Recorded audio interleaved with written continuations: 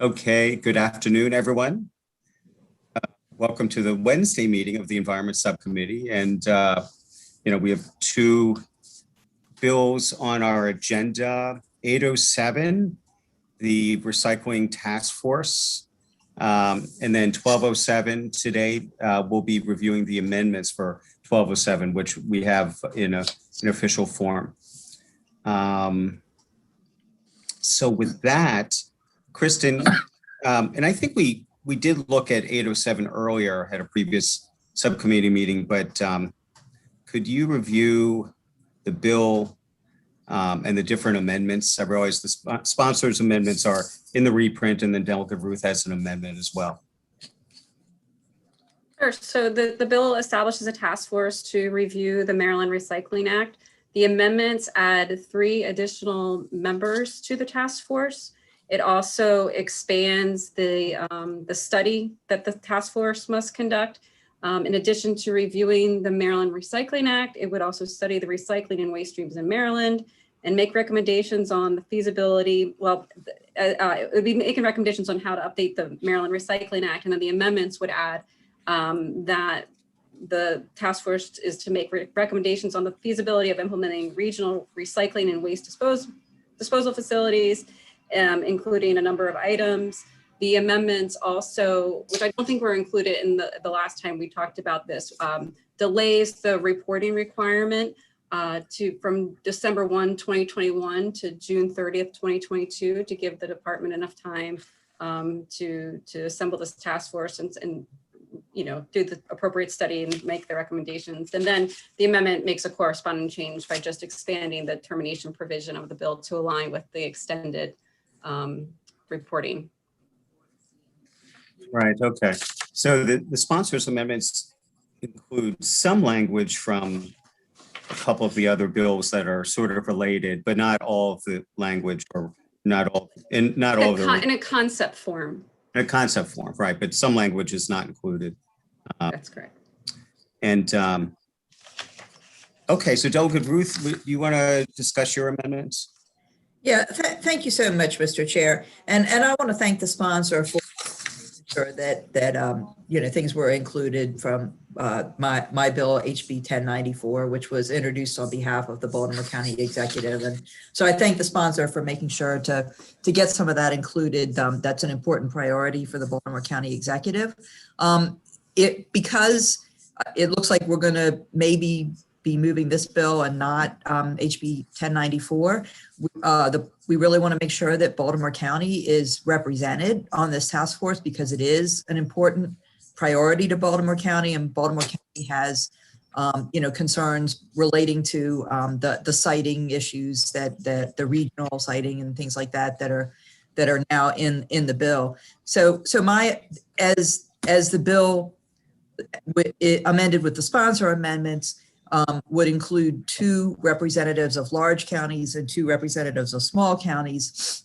My amendment would change that to be representatives of the 4 largest counties, which would include Baltimore City. And then to balance that out, I increased it from 2 to 4 for representatives of the smaller counties.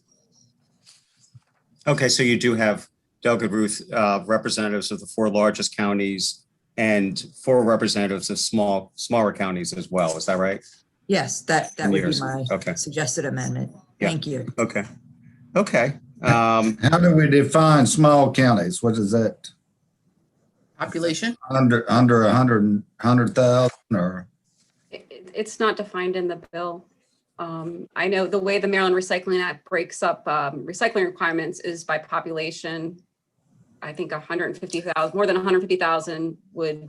All right, that answers my question. Thank you. I'm assuming that that's not spelled out here in this uncodified language. Well, I trust people to do that. Yeah. Okay, other questions about the bill or either amendments, either the sponsor amendments or Delegate Ruth's amendment? Mr. Chair, can I ask a quick question? Because I have these on my paper pile, and I remember we talked about this because there's also a third bill And I'm wondering how, and that also came from a work group from this past summer. So I'm wondering how about those components potentially into this bill as well. I mean, you know, Delegate Weibel's bill. yeah, Yes. because Off the top of my head,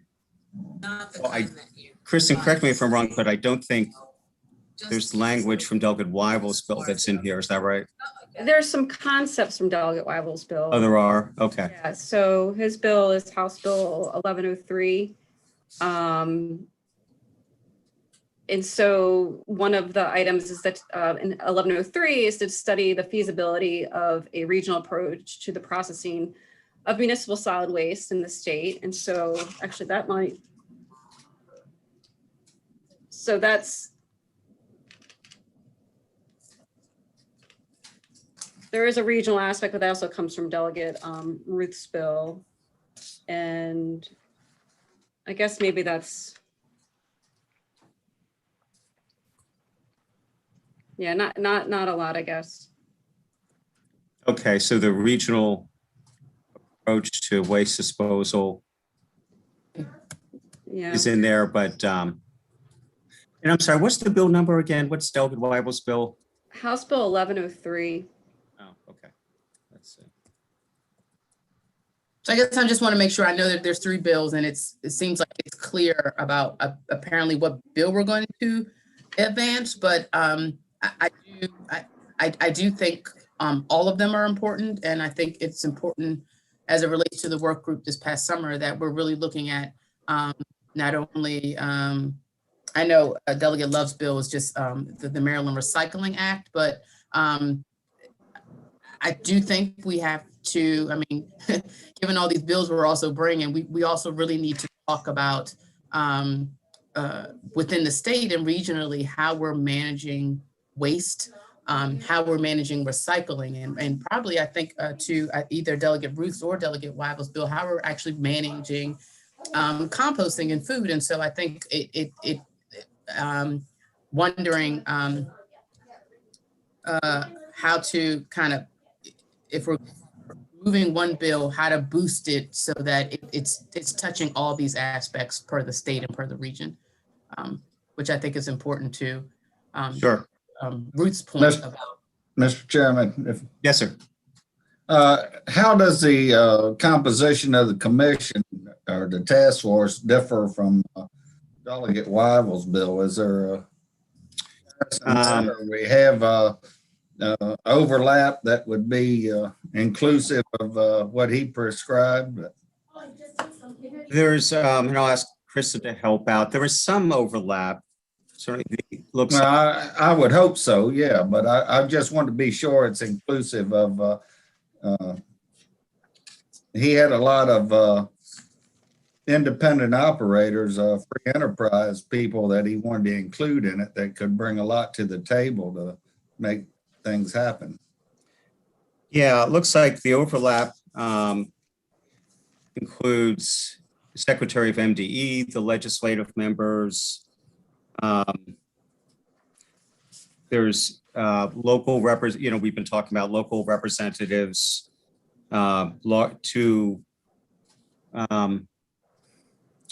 Delegate Weibel's bill has 2 representatives of local governments, whereas, the sponsor amendment has 2 representatives of large counties, 2 representatives of small counties. Delegate Ruth. Well, that ought to be double that. satisfactory, yeah. Yeah. Now, I will say your point about Delegate Weibel's bill has 3 representatives of the recycling, waste diversion, or related technology industry. Let's see. I'm not sure. Let's see. Looking at it now, let's see. If there's some way to include, I don't need 3, but if there's some way to include part of them. Yeah. I agree. House Bill 807 just prescribes, it lists the organizations that the members are to be selected from. So you have like the Maryland chapter of the National Waste and Recycle Association, Maryland Recycling Network, MES is on there, Composting Council. So, Okay, so there's some similar representation. Some similar, yeah, it looks like Yeah. Delegate Weibels would have, Delegate Love's bill would also include at least a couple private sector representatives. Yeah, I don't want to make a committee either, but see that the interests are served. Delegate Boyce? So just for clarification, because hers is to update the Maryland Recycling Act, and Delegate Ruth's bill and Delegate Weibel's bill, we're really looking at regionally looking at waste disposal. And so, and yeah, of course, processing, of course, solid waste. So it almost sounds like there is a difference. And so the question would be, it sounds like we've got one bill really talking about the recycling aspect of waste, and then Yeah, go ahead. so The amendments that were handed out do expand the scope of Delegate Love's bill to include study items beyond the Maryland Recycling Act. And it would include study the recycling and waste systems in Maryland. It would include studying the feasibility of a regional recycling and waste disposal. And then there's a number of items to bring in concepts from the other bills. would that change the title of the bill though? Or no? So, the purpose paragraph, it probably does need to be updated. The amendments didn't come in that way, but I haven't done that technical revision. Okay, I would agree that the short title, I'm going to ask as the well, purpose paragraph may need to have refer some the updates program. to reflect And that this is beyond just the Maryland Recycling Act. Delegate, the subcommittee might need to meet, aside from this bill, might need to meet the end of this week. So if you'd like, we can hold House Bill 807 if you'd like to take a look at the amendments that have been proposed and see if if there's any others that you'd like to include to further reflect the other I just, sort of related bills. I hear you, Mr. Chairman. I'm okay if we're going to advance one of the three. I just want to be sure because they're all three important and they all have content. I just want to make sure, even though Delegate Love's bill is just the Maryland Recycling Act, that I think it's appropriate to add anything that is essentially good for this kind of study to just be added to this bill. If that's what we're going to do, I think we need to put forward, honestly, especially in debate about, us doing things and not necessarily kind of knowing what we need or where we're going. I wonder if it's just best that it kind of just be all done versus piecemeal done, if that makes any sense. I'm sorry. Sure. It really hurts. Sure. Yeah, no, I hear you. And you're right. Delegate Love's bill, as introduced, just focused on the Maryland Recycling Act. With her amendments, it would be broader to study the waste streams in Maryland and also in addition to updating the Recycling Act, it requires recommendations on feasibility of implementing regional recycling and waste disposal facilities. So it does seem like it's broader. But Okay, I don't want to, I don't hold it up. I just want to make sure, because I think, again, to Delegate Ruth's point, and I think it's important for that we kind of can capture it all. yes, sir. Yes, Delegate Otto. I'm sorry, then Delegate. No, go ahead, Delegate Otto. Go ahead. I feel comfortable with our discussion here that we included. I like Kristen's idea to revamp it so we know the purpose and things. I'm feeling comfortable with our discussion. Okay. Yeah. On the title, Kristen, do we need to Probably not. approve that in subcommittee verbally if we're going to move amendments? And the amendment? So that's really up to the subcommittee and the chair, that I'm comfortable with that. I see those as technical amendments. Sometimes, depending on the bill, maybe a member wouldn't be comfortable with that, but generally they're technical amendments, and we do some revisions anyway before we finalize them. So longer answer, I think it's fine to move ahead if that's the will of the subcommittee, and those technical changes will be. So we have amendments to adopt now. Yes, we do. The I move to sponsor adopt the amendments. I'm sorry, Delgado, you moved to I adopt move the to amendments? adopt the Okay. amendments. We do, and just to clarify, we do have sponsor amendments. And we have Delegate Ruth's amendment, which is to increase the number of county representatives. I include Mr. both of Chair. them. Okay, Oh, yes, okay. Delegate Ruth. Okay, I'm sorry, I was going to ask if we should move those separately. well, Delegate Otto, you made the motion. I'll move the sponsors amendments. Second. Second. Okay, all those in favor of the sponsor amendment, say aye. Aye. Opposed? Okay. Now, Delegate, there's to be considered Delegate Ruth's amendments. Yeah, Mr. Chair. Oh, yes. I just wanted, for full disclosure, I did have a conversation with the sponsor about this amendment, and her preference would be not to expand the work group. It's important to me that Baltimore County and I think Baltimore City also have representation on this work group because that regional waste concerns that the Baltimore region has need to be represented. But I did want to give full disclosure that the sponsor is not entirely comfortable with it. Okay, thanks for letting us know. And of course, you're doubling it to 4, so that'd be Baltimore County, Baltimore City, Prince George's County, Montgomery County. Right. And then plus the 4 smaller ones, yeah. Delegate Ruth, did she explain why she was uncomfortable or? I think she just is concerned that it gives counties too much representation on the work group. She did mention that MACO and MML are also on the work group. MML really doesn't represent Baltimore County because we don't have municipalities. So, that and MACO does, but, we're 1 out of 24 votes in MACO. So, I just really wanted to make sure that the Baltimore region, which has these regional concerns that were the impetus of my bill in the first place, has representation on the work group. And I assume that Prince George's and Montgomery County probably have regional concern, joint concerns. Yeah, I would assume so. Right, so,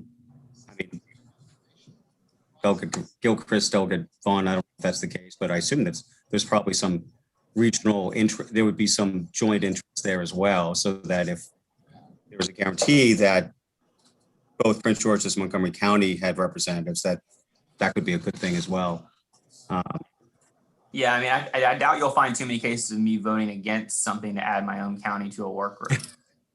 And Okay. just if I may add just to think it through is that the bill as introduced had a lot of discretion. It would be 2 representatives of large counties that are geographically diverse. So there's not just the largest counties, there's smaller large counties, just so they're not caught off guard by maybe a county that doesn't fall in that top 4, how they may feel about it. Just to kind of that in, You're right, it doesn't guarantee that the 4 largest ones would be, those certainly are all geographically diverse. Yeah, and Delegate Ruth would ensure that the 4 largest would be on. So they differ. It's a little more than just expanding it. It differ how those representatives would be selected. Mr. Chairman. Thanks for clarifying that. Okay, yes, Delegate. Choose which state want to do anti.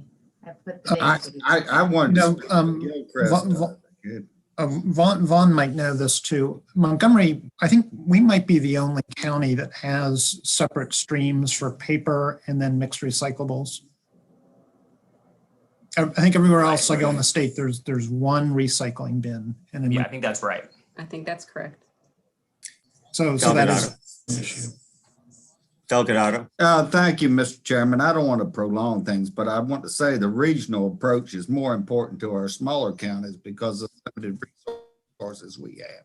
So don't Sure. think that, I think it is an appropriate thing and I support that effort, but we have limited resources and we do a lot of things regionally that are very important. Sure. No, that's a good point. And so in that sense, having 4 representatives of small counties would probably help. Yeah, that I would. Yeah. What I'm Okay. hearing is that Charles wants to make sure Montgomery County has representation. Pretty much. Well, I hope you do. Otto's been on a Invite- roll. I don't know who this is. Otto has been on a roll. Mr. Chair. Yes. Thank you, Mr. Chair. I did just want to point out, and I understand what Kristen is saying about the medium-sized counties. I don't know the answer there. But I think the bill as it was introduced was, more about just recycling, and it didn't have this regional siting piece of it in there. And that's why I think, with the regional siting, it's important to expand, county representation. Well, I'll move Delegate Ruth's amendments. A second. Okay. All those in favor of Delegate Ruth's amendment, say aye. Aye. Opposed? Okay. So we have now the bill as amended, the sponsor amendments, and then Delegate Ruth's amendment as well. Move the bill. Second? Second. Okay. Any remaining questions about the bill? Okay. All those in favor say aye. Aye. Opposed? Okay. Bill as amended passes. Thank you. Thanks for everyone's work on this. And we will see improvements. Kristen, I hate to put it on you, but to the purpose and the title and I will update those. I yeah. actually today that wasn't updated. So Well, I understand. She's quite capable. Just so we're all on board with that. no, I'm glad it was brought up because I do agree that there probably should be some tweaks there. So thank you. And just for clarification, whatever was in Weibel's bill was addressed through the broad amendments we adopted. Just I to think so. that there was this regional aspect, and then there's also the study item of including sites or facilities that could be reused within this. Mhm. And- So not all the study items, and it's 2 Right. concepts. Right. We did also determine that it seems like there's a fair amount of overlap on the Sure. Membership. Yeah. membership. Yeah. Okay. All right. Okay. Okay, 1207, which we reviewed, and Delegate Boyce, thanks for your review of the bill and then the substance of the amendments. And so now we do actually have the official amendments, and I think we have a reprint as well. So I wanted to ask Kristen and Delegate Boyce to review the amendments. Bring them up. So I guess maybe I'll start, and then maybe Delegate Boyce would provide the background if needed. Is that? Yes. Yep. Yes. Okay. And you sent So- that reprint today? We sent the reprint today, probably 11:30 hour or so. Got it. Okay. And so I'm just going to go page by page. So the amendments do add definitions to clarify what a business organization and environmental organization, which are part of the membership of the commission, what that means.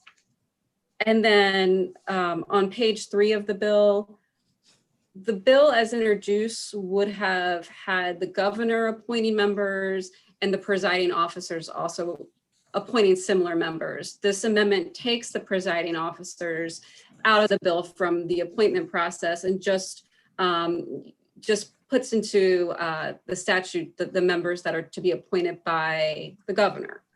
For the most part, it's very similar to the current composition of the board, but it does have 2 members of labor to be added to the commission.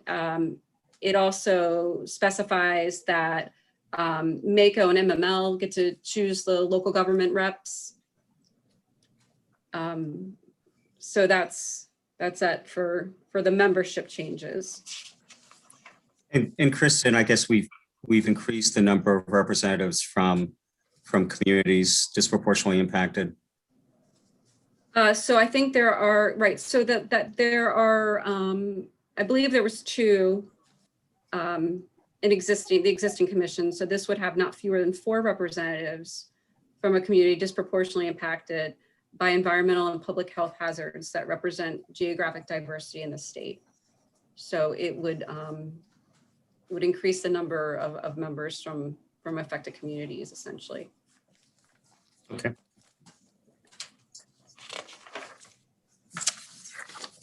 Kristen, the business organization, environmental organization definitions, I guess these are probably these are sort of standard definitions.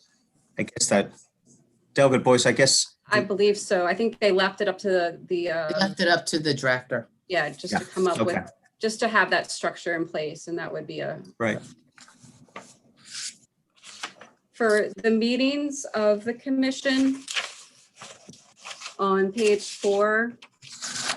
The amendment will require the commission to establish rotating meeting locations in different geographic locations of the state. And then that would also include that rural or urban locations, which was included in the bill as introduced. But it would be up to the commission to establish those locations, those rotating locations. It also adds language to ensure that the meetings are reasonably accessible to all attendees, and requires the department to post notice of the time and location of a meeting at least 30 days before the meeting.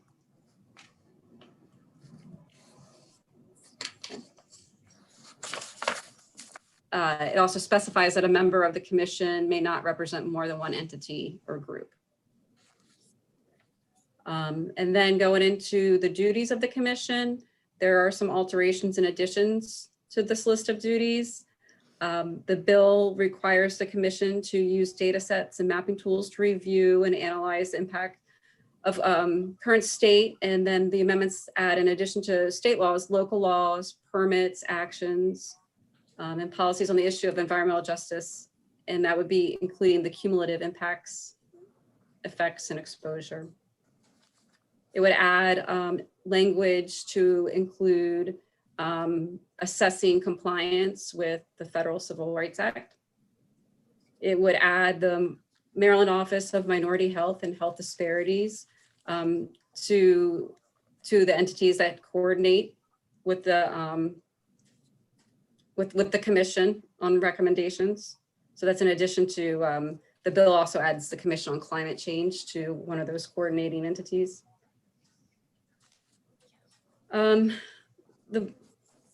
The commission would need to seek input from and host meetings in communities disproportionately impacted by environmental and public health hazards.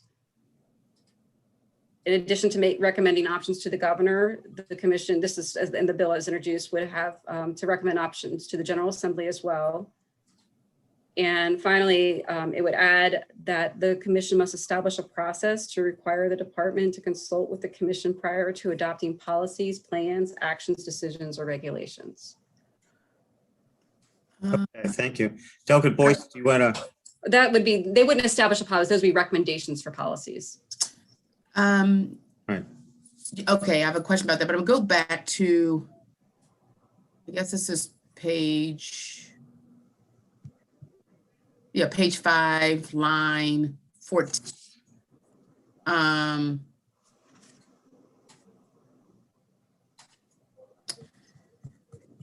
Is this duplicative in that, or is this additional? So it says seek input from and host meetings in communities disproportionately impacted by environmental and public health hazards. So again, because I've only been to one, I haven't been able to check in with them.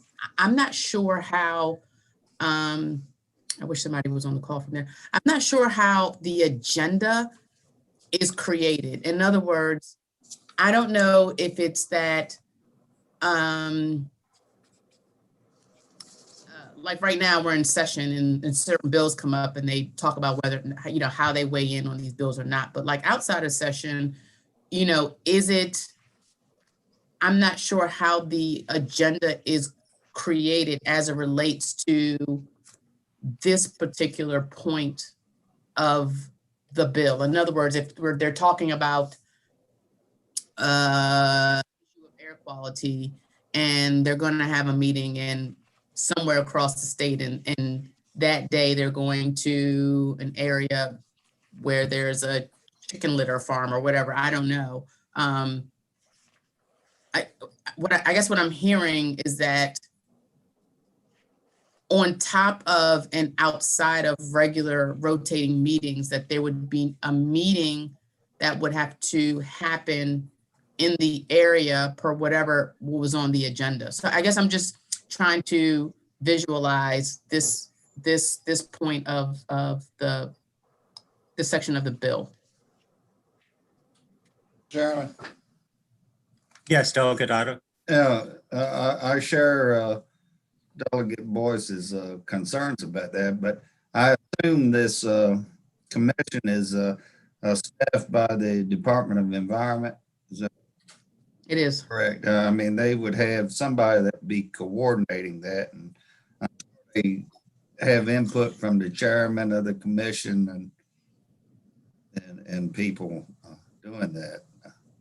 Yeah, no, I agree, but I think in prior amendments, and I don't see it here, I'll go back to see if it's on page 4, there was a discussion about access to meetings, and we wanted information about what essentially that meant. So for instance, we're in COVID, so all the meetings, of course, are virtual, right? And so location at this point is not an issue, but there was a question about access as it relates to individuals who want to participate being on the meeting, but then also as it relates to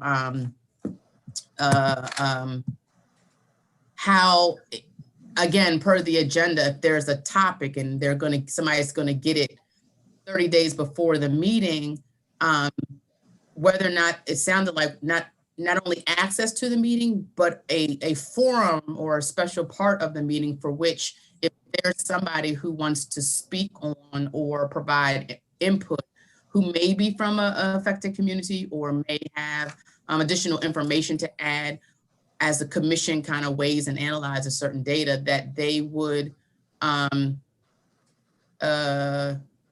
be available to do so. So I know. So, like including a public comment period? Exactly, you know, and yeah, so I just wonder if that speaks to that, and if it does. I would have confidence that the department would include something like that, but No, I agree. No, I agree. I just don't know what that. Yeah, whether we have to spell it out or not, I don't know. Yeah. Chairman, I'm sorry. Yeah, the language, Delegate Boyce, that you're referring to about seeking input from and hosting meetings in communities disproportionately impacted, I would assume that seeking input means public comment. Yeah. Though, you're right, it's not 100% clear. Kristen, is there any other part of the bill that you know of where that public comment is?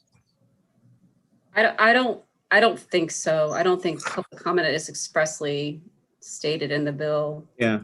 Yeah. Well, Delegate, I mean, you know, if you like, we could, I mean, one possibility would be in the same line,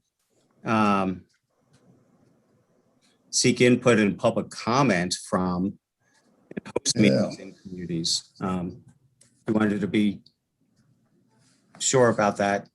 Yeah, I just, I don't have a problem with it. I just. Is your question, are these like additional meetings, like outside of this? Like, yeah, I mean, I think that's one question is, are these additional meetings? But again, I'm confessing that I don't 100%, and maybe Tyler knows. Tyler? Yeah, and the question is Hey. about, sorry, I'll let you go. No problem, Tyler. I'm just, again, I'm on the commission. I've been to one meeting. I've been through a slew of emails. So I'm trying to understand for this part of the bill is that if the quote unquote what does an agenda look like in general as it relates to one, having to quote unquote seek input from and host a meeting in an affected area? Yeah, I have to say that I don't have a good answer for you there. Okay. I'm happy to talk with Devin Dodson so that we can come up with a good answer for you and get right back to you. Yeah, I'm just trying to figure out, does it mean additional meetings, or if it means that if an item is on the agenda that has to do with specifically an affected community, would that meeting then have to be in that area to discuss and then also provide public comment? Okay. Yeah, I'll try to get an answer for you as soon as possible. Just a clear, yeah, I appreciate this, just clarifying. And then, because I think it should be a part of the public meetings to begin with. Yeah, yeah. Just Okay. add to that, because I'm not sure it's clear either, but the public meetings, the commission must establish rotating meeting locations in different geographic locations of the state. And that's just different geographic locations, whereas this other provision, it's specific to hosting meetings in, environmental justice communities, essentially. Which sounds like additional meetings. I'm not sure that that's the intent or not. It just, to me, it is written differently. So I think finding the intent of what the sponsor wants to accomplish, and then also better understanding, the structure for these meetings can kind of maybe make some sense of all of this. Okay. And then Tyler, can you also look into the limited English proficiency and disabilities? It says the commission is required to have reasonable access. I'm not sure, and I had asked before, and I guess for whoever drafted the amendment, not Kristen per se, but advocates, what that actually means. Does it mean that there needs to be an interpreter there? Does it mean that you need to have closed caption so that words translate? If we're talking about disabilities, for the hearing impaired, if we're talking about someone who is physically disabled, making sure the facilities are accessible in that way, and therefore, so I just want to get a clearer clear explanation. That way, the commission knows how to then meet those expectations. Because limited English proficiency, provide access. What does that mean? And who's not getting access? And is it a language accent? Is it a literacy accent, right? So it can also be a literacy issue. So I just want to make sure that we're specifically addressing whatever the lack of access is.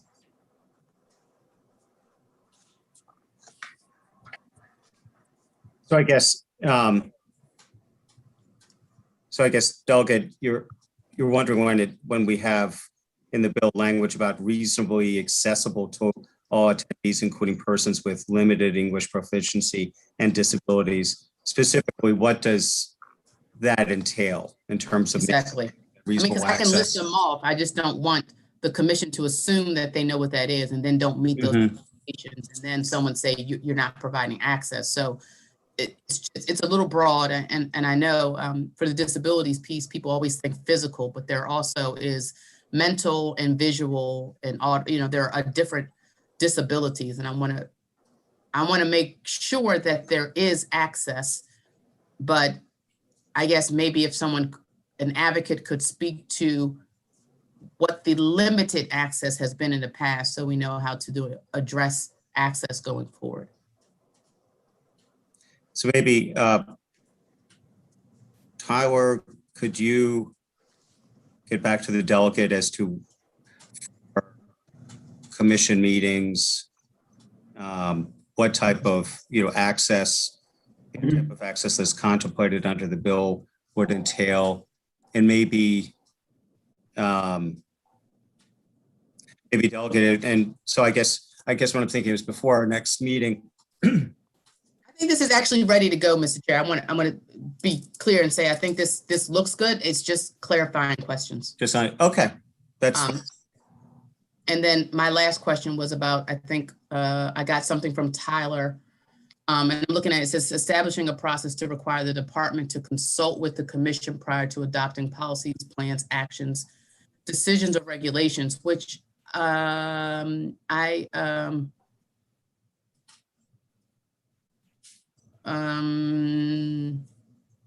just curious about just the wording.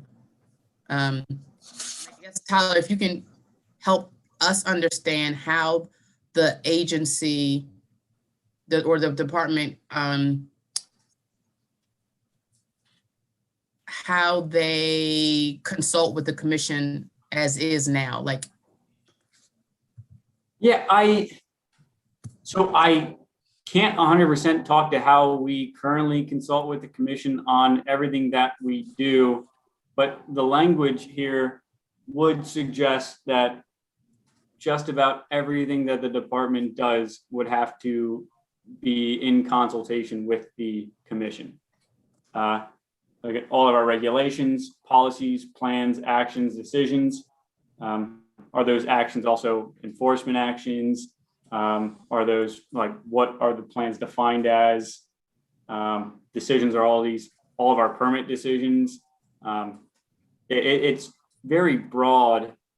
And so it would seem as if everything that we did would have to be in consultation with the commission. well, would that be, I mean, just Howard trying to imagine, just trying to talk out how that section will be implemented. Could it be done by, say, when there's a preliminary action? I guess in a lot of cases for rulemaking or policies, we do draft plans, draft actions, providing, copy, say, to the chair of the commission, say, we're officially asking for your input on this prior to adopting a final rule or policy. Is that one way it could be done, or? I'm happy to talk more about what it would look like. It might be helpful to narrow the scope because as written, I mean, you would think that if you are applying for coverage under a NPDES permit, or if you are trying to get a peer, that these are all actions and decisions made by the department. And so having it as is would imply that all, even small decisions would have to go past the commission. I see. Okay. No, it's a good point. Delegate Boyce, do you think would you and Tower be able to consult on that? Yeah, I'm sending the commission this as we speak to ask about it. I think once we have some of these clarifying things clarified, we can certainly move forward. I think it's pretty much ready. Seems like it to me. Okay. Okay, very good. Mr. Chairman. Yes. Delegate Gilchrist. MML is asking a question about this that I can't answer. Okay, it's Justin. I see Justin's here. Thank you, Delegate and Mr. Chair. And this is probably just us missing past meeting on the subject. So sorry I'm late to the table. But could I get some, I'm wondering why the labor union addition is being made. I think there's some concern here from a local perspective when this commission might be looking at recommendations on local laws and ordinances and policies, why labor union would have 2 votes on that. Well, I guess I mean, I can't speak for the sponsor, maybe Delegate Boyce, if you want to answer, but I think I guess because of the thought that labor unions, have been involved with environmental justice issues. So, perhaps having their insight on the commission could be helpful. But Delegate Boyce, I don't know. Justin, are you saying 2 votes in that they get to vote if there's a vote in the commission and then I guess I don't understand when you say double vote. Oh, I simply meant they have, I believe, 2 seats under these amendments. So if the commission is trying to adopt recommendations that may go to the General Assembly on policies that would affect local governments, they would have 2 votes on the commission. It's just it's an odd area for, in my historic time here with the MML, which isn't the longest in the world, but having the labor union do like broad environmental decisions on local ordinances would be out of the ordinary. Well, I would counter that by saying, even if they had the vote, and even if they had 2 votes, if there's a vote, those are recommendations that the commission would give. That doesn't necessarily mean that once the recommendation is given, that one, it's taken. I mean, you would hope that would be taken and consider, but it doesn't mean that it is an influence per se that the person or the entity or the General Assembly taking the recommendations would actually have to take it. I think I don't know, maybe I'm looking at it differently, but I hear what you're saying, but, and I think you're just talking to the point that we were just talking about, the clarification about the vetting of those. I mean, they're at the table because you have to have a broad group of people at the table to look at and manage some of these issues. So I certainly hear you. I don't feel the concern that you feel, but I respect the concern that you bring, and I'll keep thinking about it. I'll think. Yeah, and Justin, I'll also say that on the State Climate Change Commission, there was at least one representative of organized labor. I'm not sure if there's 2. I honestly can't recall, but the labor does have a seat at the table there. Again, I think just based on what I know about labor's involvement in some environmental justice issues is that they have been involved. And so, you know, as advocates, sort of in connection with climate change, they're also been concerned about just transition. So, so my guess is at least some of those reasons are why you've got labor union represented, 2 representatives. Mr. Chair. Yes. Thank you, Mr. Chair. I guess I just don't understand why we wouldn't include labor, because there is an intersection between workplace issues and environmental justice. You know, environmental justice doesn't only affect where we live, it affects where we work as well. So to me, labor absolutely should have a seat at the table. Okay. Justin, any follow-up question or? Yeah, my response to that would be, I'm just a little bit concerned then at the scope of the commission.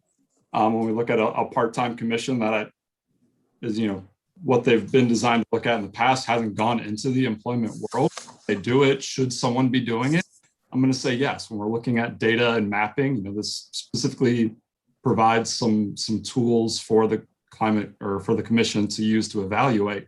That's going to be new to them and beyond kind of the scope of this part-time commission. I just don't want to put too much on them, have too many people at the table to the point where we're not making the decisions that this group was designed to do in the first place, especially as it impacts local laws. So that's just my concern, my hesitancy, but thank you for hearing me out on this.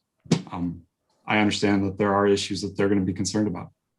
Justin, I 100% agree.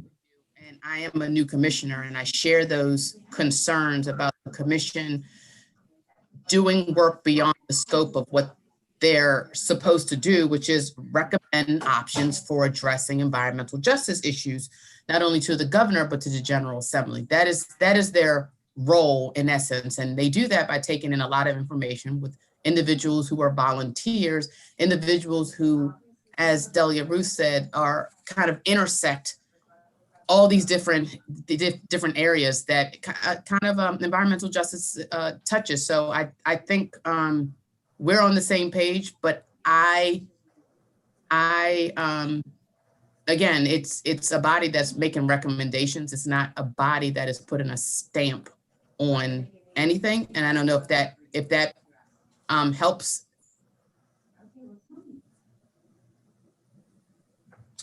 Okay, well, thanks. Yeah, Delegate Vaughn. Yeah, I was just gonna add, I mean, I think that there are two representatives from business organizations on the work group, right? So I don't know why we would include representatives and not two labor representatives. Right.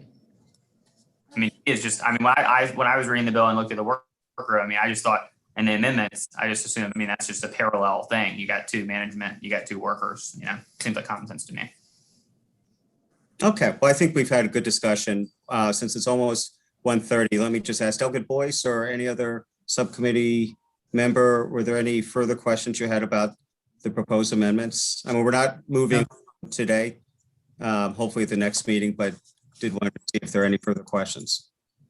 No, I think we're heading in the right direction, and I'm hoping the questions about that we're asking maybe will solve justice concerns.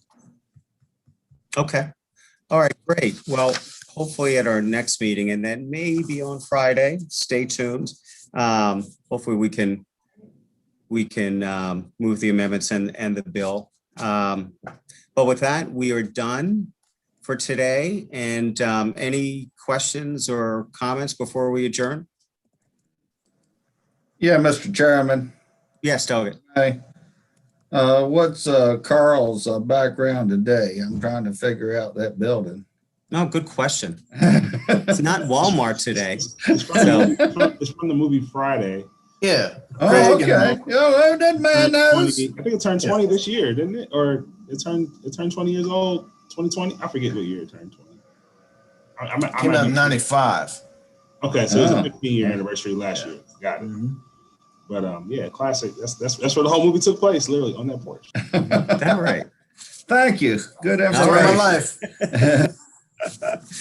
Okay.